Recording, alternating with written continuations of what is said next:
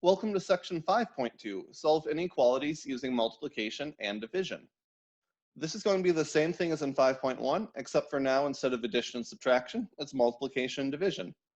So for this first one, if we're trying to get x by itself, we will have to multiply both sides by 4 to cancel out that divide by 4, and we'll get an x is less than 20. Well, if we need to graph this, remember to make your number line. You have to plot your 20. It'll be an open circle because there's no equal to line, and x is everything that's less than 20. So it's going to go ahead and go to the left. Where multiplication and division with inequalities gets tricky is if you multiply or divide by a negative number. You have to flip the direction of your inequality. So if it starts out this way, you multiply or divide by a negative, it's going to flip and go that way. So let's go ahead and try this one. So x divided by -6 is less than 7. Well, we're going to have to multiply both sides by -6. And as soon as I see I'm multiplying by a negative, let's go ahead and flip that sign. Whoops, that's the way it already was. Flip the sign in the other direction. Now we'll be left with just an x, and 7 times -6 is a -42. So now we can go ahead and make our line. We'll make sure we mark -42, and we need to then have an open circle there, and x is everything greater than that, so it's going to be going to the right. Let's try another one. Solve -3x is greater than 24. Well, in this case, we're going to divide both sides by -3,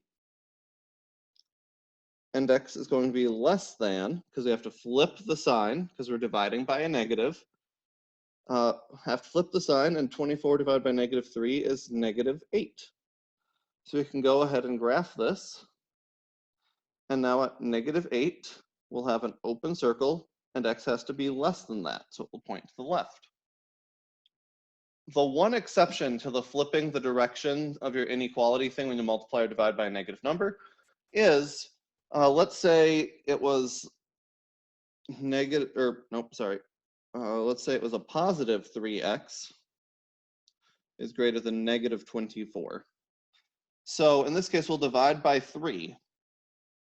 So you will still solve this the same, but since you aren't multiplying or dividing both sides by the negative, this will come out like how it normally was. So this would come out to be an x is greater than -8.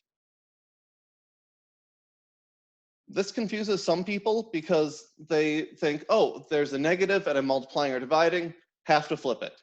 No, it's only if you multiply or divide by a negative. If the step you are introducing into the inequality is a negative number, that's when you do this. But since this started as a -24, you're not introducing a negative to both sides of the equation, so it doesn't work that way this time.